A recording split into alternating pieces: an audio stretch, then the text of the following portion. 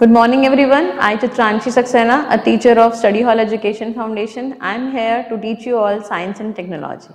तो स्टूडेंट्स हम अपने लास्ट वीडियो में पढ़ रहे थे प्रिंसिपल्स ऑफ क्रॉप प्रोडक्शन। हमने प्रिंसिपल्स ऑफ क्रॉप प्रोडक्शन पढ़ा था। आज हम पढ़ेंगे मेथड्स ऑफ क्रॉप प्रोडक्शन। हमारी क्रॉप को प्रोड्यूस करने के लिए हम कुछ मेथड्स हैं जिन्हें फॉलो करते हैं, उन मेथड्स के बारे में हम पढ़ेंगे। तो सबसे पहले है स्टूडेंट्स क्रॉप रोटेशन। हम जो भी हमारा पीस ऑफ लैंड हम यूज़ कर रहे हैं उस पर हम जो भी क्रॉप को ग्रो कर रहे हैं, हमारा ये काम है कि हम उसका रोटेशन करते रहें। अदरवाइज़ क्या होगा, जो जितने भी न्यूट्रिएंट्स होंगे एक क्रॉप को ज़रूरत होती है वो सॉइल से वो क्रॉप यूटिलाइज कर लेती है। बार बार अगर हम सेम क्रॉप ग्रो करते रहेंगे तो वो एक पर्टिकुलर न्यूट्रिएंट उस लैंड से कम्प्लीटली ख़त्म हो जाएगा। तो इसीलिए हमारे को ये ज़रूरी है कि हम क्रॉप को रोटेट करते रहें, डिफरेंट क्रॉप्स अपने लैंड पे ग्रो करते रहें। फॉर एग्जांपल अगर हम राइस को ग्रो करते हैं, यानी कि हम चावल उगाते हैं अपने लैंड पे, तो जब चावल को काटने का समय आ जाता है तो हम उसके बाद हम पीस, बीन्स या पल्सेस इनको ग्रो करें। हाँ, पीस, बीन्स और पल्सेस में जो रूट नोड्यूल्स होती हैं, इन प्लांट्स की जो रूट नोड्यूल्स हैं, उनके रूट नोड्यूल्स में राइजोबियम बैक्टीरिया रहता है।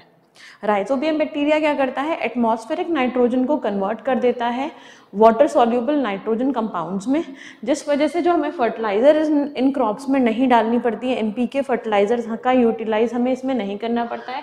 इसमें बहुत सफिशिएंट अमाउंट ऑफ नाइट्रोजन मिल जाता है और प्रोटीन हमें मिल जाता है। प्लांट्स जो हैं उनको प्रोटीन मिल जाता है और उसके बाद एनिमल्स एंड ह्यूमन बींग्स को उन प्लांट्स से प्रोटीन मिल जाता है, जिसको हम नाइट्रोजन साइकिल में लास्ट चैप्टर में पढ़ चुके हैं।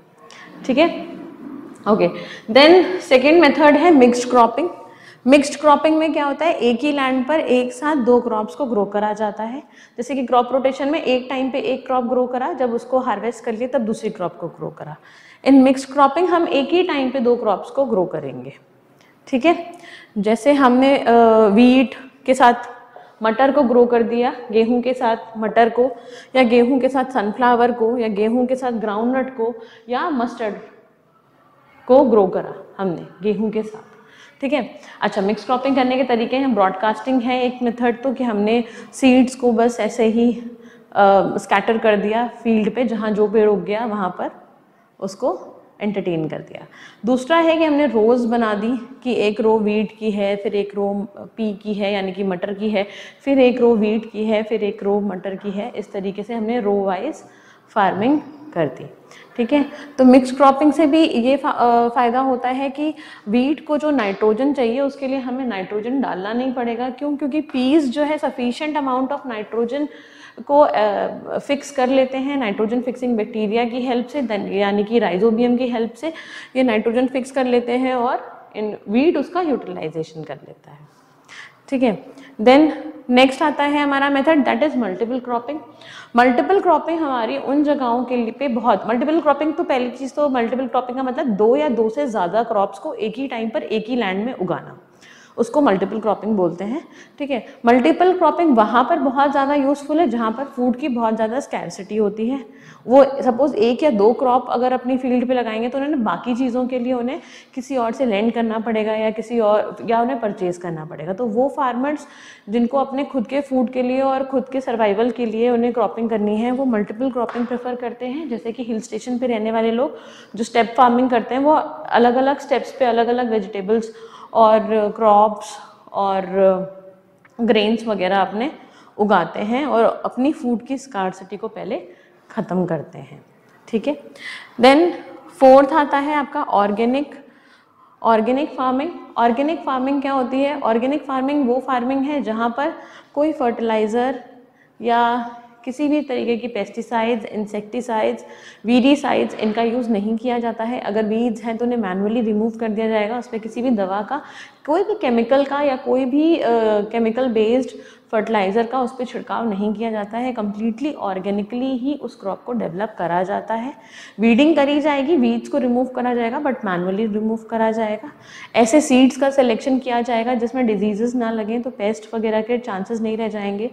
ठीक है, पानी वगैरह और अच्छे से इरिगेशन प्रॉपरली करा जाएगा उन क्रॉप्स को, मगर कोई भी इनऑर्गेनिक सब्सटेंस का यूज़ नहीं होगा, वर्मी कंपोस्ट यूज़ होंगे।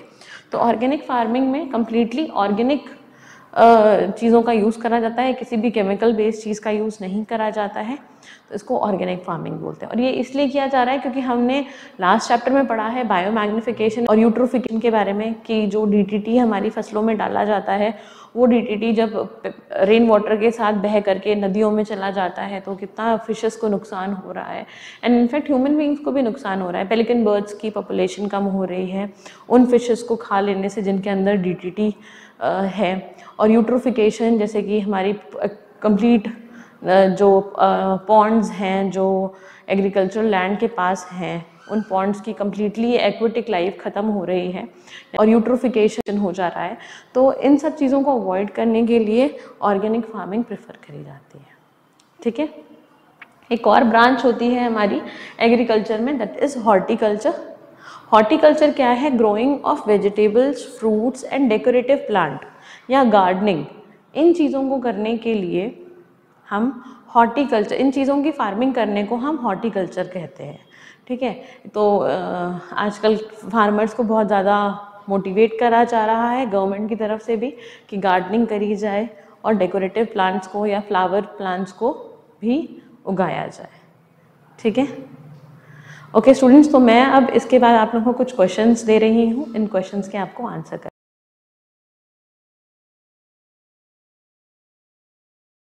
Okay, that's it for today's video. Thank you.